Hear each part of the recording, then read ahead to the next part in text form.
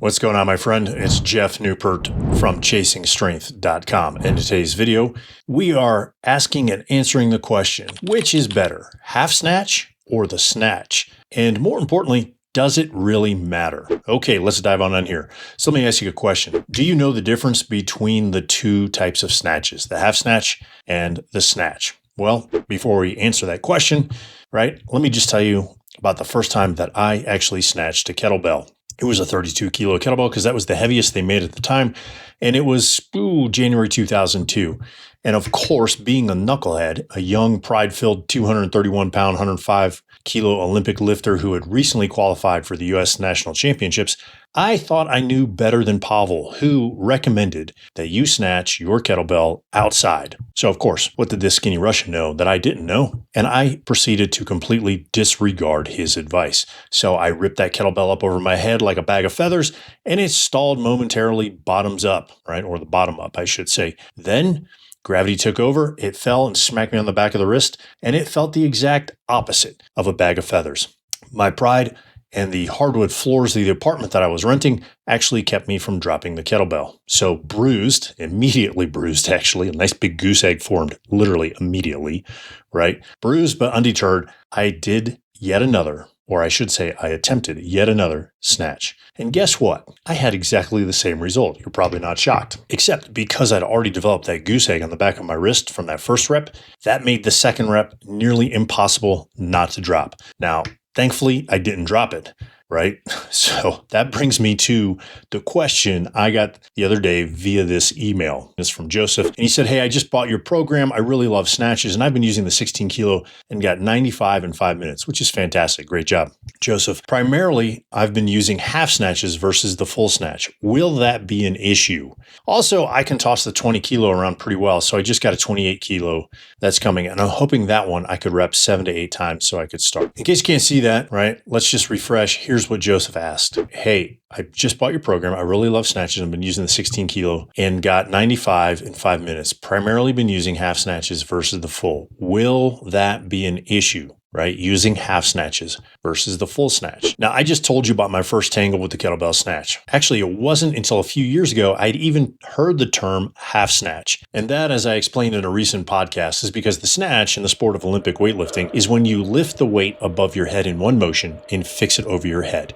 That's it, right? You lift that weight over your head in one motion, you fix it there, you stand up, and you wait for the judge's down signal. That's called the snatch. There is no half snatch. You either snatch the weight or you don't. You either get 3 white lights, 2 white lights, or you fail the lift.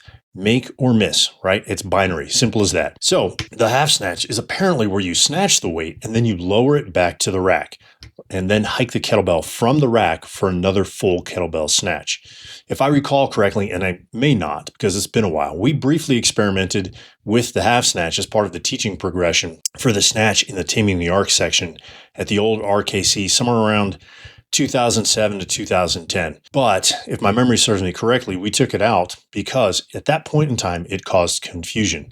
Now, I'm not 100% sure on this, but rumor has it that it has made its way back into some of the kettlebell certs. But again, not 100% sure. But apparently the half snatch is a legit kettlebell variation, okay, or the kettlebell snatch exercise variation.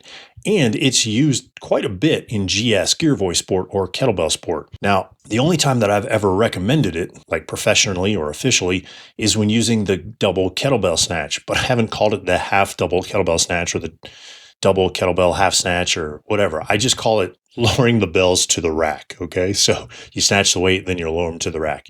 But is this actually an issue like Joseph asked in his email? So one of the current justifications for using the half snatch, besides helping you learn to tame the arc in the snatch, right, is to save or spare your grip so you can get more snatches.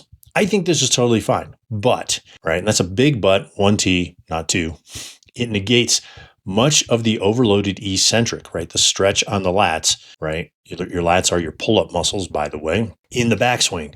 And that's because the stroke of the backswing has nearly been halved. So instead of dropping the weight from over your head, you're now dropping it from the rack. So you're dismissing the entire length of your arm. As a result, you cut some of the magic, right?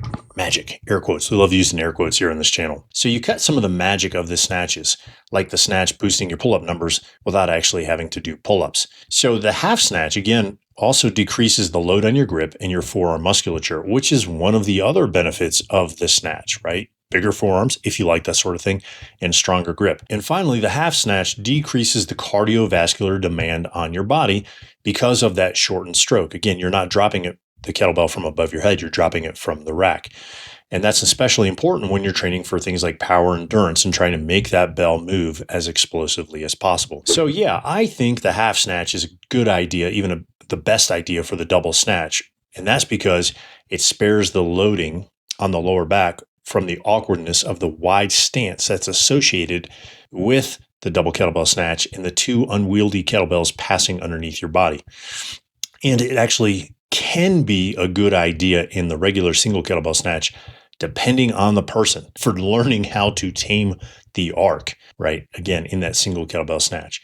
But ultimately, in my opinion, in my experience, which is now coming up on it's over 23 years at the time of this video, if you want the full benefits of the snatch, then not only should you learn the full snatch, but you should use the snatch most of the time. Now, what's the secret to doing that? Well, number one, you train the skill of the kettlebell snatch using low reps and low fatigue. And then number two, you train your snatch strength by using low and or lower-ish reps and low fatigue, which also, by the way, significantly boosts your confidence in your ability to snatch. And then number three, you train your conditioning by either using medium reps and medium rests or higher reps and higher rests. Now, the progression I just laid out, that 3-step progression, is the progression that you'll find inside the King Size Killer, right? Which is the program that Joseph referred to in his email above. If you want to check it out, I'll leave a link for you to do so below this video. Now, look, at the end of the day, whether you choose the half snatch or the full snatch, or just the snatch, as we like to call it, is totally up to you. Personally, like I said before, I only use half snatches when I'm using heavy double kettlebells.